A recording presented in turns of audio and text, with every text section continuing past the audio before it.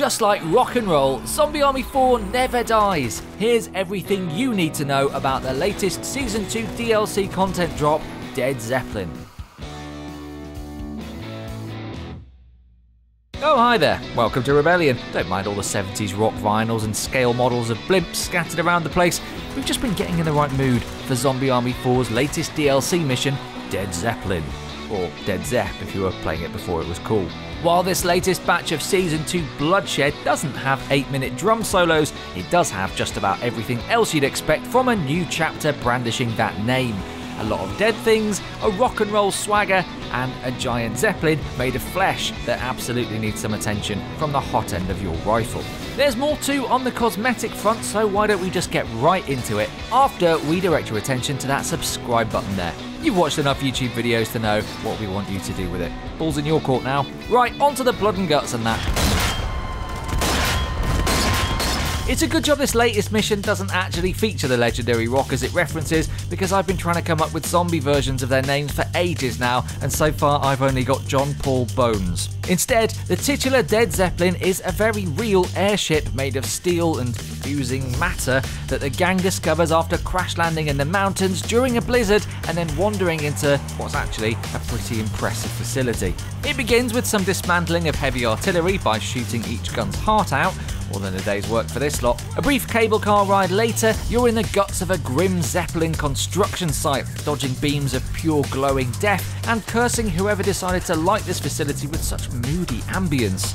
There are a lot of places for creepers to surprise you from around here, so a routine 360 swivel is always a good idea, pro tip. We won't spoil the latter stages, but we will say this. Rest assured that Zeppelin's not just for show. Okay, now what else is new in ZA4? Aside from the new excursion and its, I'm sorry, but just to say, excellent name, this latest batch of Season 2 goodness includes some new outfit options for Jun. Damn, that is some sleek and on-fleek couture Jun. And here we all are behind the camera in the same onesies we've been wearing since last March. And she's even got a ton of headwear variations too. Balaclava and mask. It's like entering Sub-Zero's walk-in wardrobe. There's a definite Snake Plissken vibe to this attire, aka Kurt Russell in Escape from New York, aka the character that allegedly inspired one Hideo Kojima's decisions when he sat down to make a protagonist for the Metal Gear Solid series. But I suppose that's all secondary next to how damn good Jun looks in these shades. Yes, work it. The ever-expanding Zombie Army 4 armoury gets 2 guns bigger this content drop, starting with the 7.65mm Polizei Pistola, a monster of a handgun that fires massive .765 rounds, usually dispensed from dirty great rifles, and produces a sound akin to an ultra-violent Beethoven symphony, all staccato rage and fury. As the fluent Deutsch speakers amongst you will have surmised, it was originally used by the German police force before Jun and her mates got their hands on it, and as you upgrade it, those leather details really pop, don't they? Joining one new addition in the pistols pile is another handheld sharpshooter, the Nagant M1895. And while it's a fine firearm that delivers an enormous close-range punch and also sounds like an asteroid coughing when you pull the trigger, on the downside it does mean that I have to try and pronounce Nagant again. Can we just call this one the M1895, please? Thank you. You know the drill by now, it's a big old content drop, so new weapon skins are in the sack of goodies too. Black Ice is a vibe and a half, looking like somebody dropped their high-powered rifle in some particularly luminescent snow.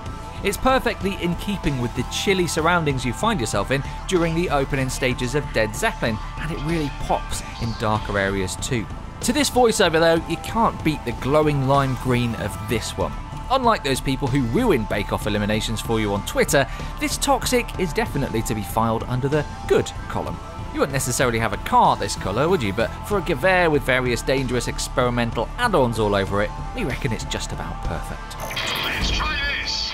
Finally, what do you give the player who has everything? Perhaps they have a specced out character with all the perks and upgrades they could ever wish for, and yet still wear a look of inscrutable deadpan on their face that doesn't reflect their achievements or their disposition.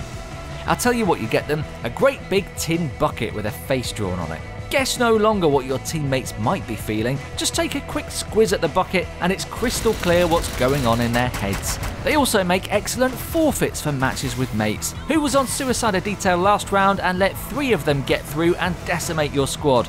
Well, they're wearing a mandatory sad face bucket this round then. Sorry, it's just the rules. And we're out. That's a quick look at the closing drop of Season 2 content for Zombie Army 4, but keep your eyes peeled on the channel for further announcements. Oh, easy way to do that, by the way, that subscribe button down there. Cheers. Tell us what you'd like to see next, whether it's skins, new characters, more missions, or a bucket hat depicting ennui. Leave us a like if you enjoyed the vid, and we'll catch you next time.